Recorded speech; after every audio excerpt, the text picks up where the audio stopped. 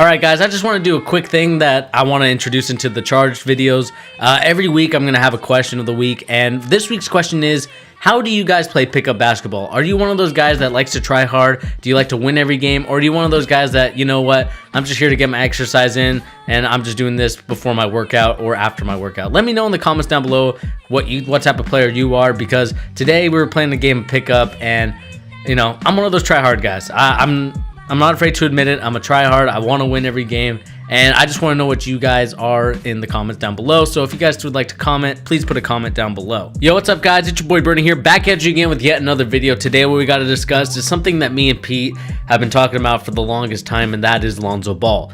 If you guys haven't watched our video, I'll make sure to put it in the description. We talked about Lonzo Ball not being a bust, and it was too soon to call him a bust in the first months. If we look at his first 10 games, Lonzo Ball was scoring 8.8, 6.4 rebounds, and 6.9 assists, basically 7 assists a game, compared to what we have now with Lonzo Ball, which is 10.4 points per game, 7 rebounds, and 7 assists. And if we just look at his last 5 games that he was playing in, not including the Sacramento game where he got injured, he is shooting above 50, he's shooting above 40% from three-point land. I mean, if we look at the game against San Antonio, he scored 6 threes out of 12.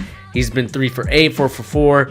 He's had a pretty good three-point percentage. So to me, it doesn't make any sense why people were calling him a bust. And now he's been playing well. All the haters have been quiet. I haven't heard anything from anybody saying that he's a bust. I think that at least a lot of the media and a lot of the people on Twitter, and it's just this mob mentality, we get in this gimmick where we think like, oh, you know, first month, yeah, he's a bust. He's not worth the number 2 pick. And I understand that people expected Lonzo Ball to be Magic Johnson when we told you guys from time and time out that he's more like Jason Kidd. He's not going to be a superstar. He's going to be a star. He's going to be a guy that is the number 2 option, number 3 option, not the number 1 option. And Brandon Ingram has improved too. He's shooting about in the high 40s now for his field goal percentage, and also shooting around like 38 or 39% for three-point land. So they've also been improving as well. And just going back to Lonzo Ball is not a bust. He is still a great player. He's still a player in progress. He's still growing. Just like we have a lot of guys that are still growing. We have Jason Tatum that's still growing. Josh Jackson, who's finally starting to come into his own for the Suns. Even though they're not a very good team, I do think that they're on their way there. And that'll probably be a different video and a different discussion. But going back to Lonzo Ball, he's playing pretty well. The last couple games, of course, they lost to Portland on Monday. So that's the only thing that sucked. I just got me upset is because Isaiah Thomas took some bad shots and they had the lead throughout the game, and that just kind of goes to show you the age of the team and that they can't handle holding that lead, and they just blew a lead. So hopefully they'll get better with age and better with time. But this is a promising sign for Lonzo Ball that he's finally coming to his own. There's been a little bit more quietness from his dad. His dad hasn't been talking as much since the All-Star break. At least I haven't heard anything yet. And so this is a good sign for Lonzo Ball. He's finally becoming the dude. Luke Walton, of course, they went through that stretch. LeVar Ball telling them they should fire Luke Walton, but, you know, they stuck through it. The Lakers, they have faith in Luke Walton, and look at the result. They're winning games, and they only lost 1 game in the last, 6 games? They're 5-1 during this stretch, so congrats to them. Good thing on the Lakers. They're winning now. Lonzo Ball being inserted into the lineup is just showing you that he is worthy of that number 2 pick, and he is going to be a future star in the NBA. Moving on to some other news real quick. Another thing that I got was the Bulls are warned by the NBA about resting their veterans.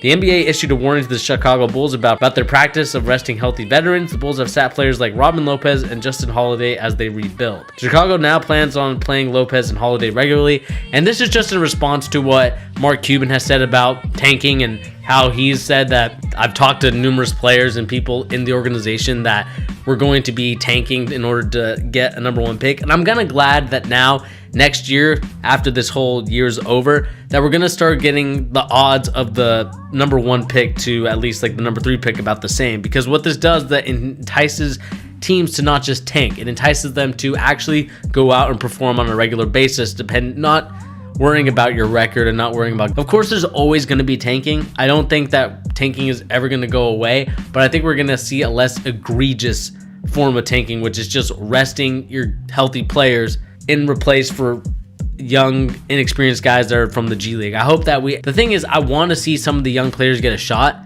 I mean, we saw guys like Chris Dunn, Zach LaVine, and we talked about Larry Market, and those guys are developing into their own.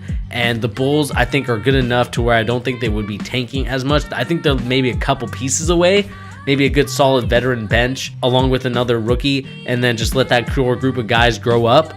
And I think the Bulls will be up there as one of the contending teams, kind of like how Philadelphia was. You got to trust the process. For all the people that are complaining about it, look, there's only been a handful of teams that have had the worst record get the number one pick. I mean, we saw the Cavaliers finesse the number one pick, and they got guys like Kyrie Irving and Anthony Bennett, the more famous one. So it goes to show you that you don't always have to have the worst record to get the best player or the best odds at the pick. So hopefully this will end tanking, especially once the Bulls have been worn out. It'll actually incentivize people to actually play, especially next year when we get rid of the percentages for being the worst team, you get the best percentages. And into other news real quick, the Clippers have agreed to a jersey sponsor with Bumble. If you guys are watching the game on Tuesday, March 6th, they are playing the Pelicans, Clippers versus Pelicans, so you should be seeing their logo on that game.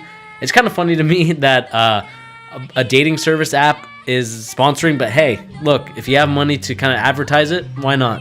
I won't be surprised when Tinder makes it onto there, and when I don't even know what other websites are, Match.com, maybe Christian Mingle. Maybe we might have a Christian Mingle, because there's a couple teams that don't have a jersey sponsor right now, and that is the Bulls, the Wizards, OKC, Rockets, Pacers, Mavericks, Suns, Trailblazers, Grizzlies, and the Spurs.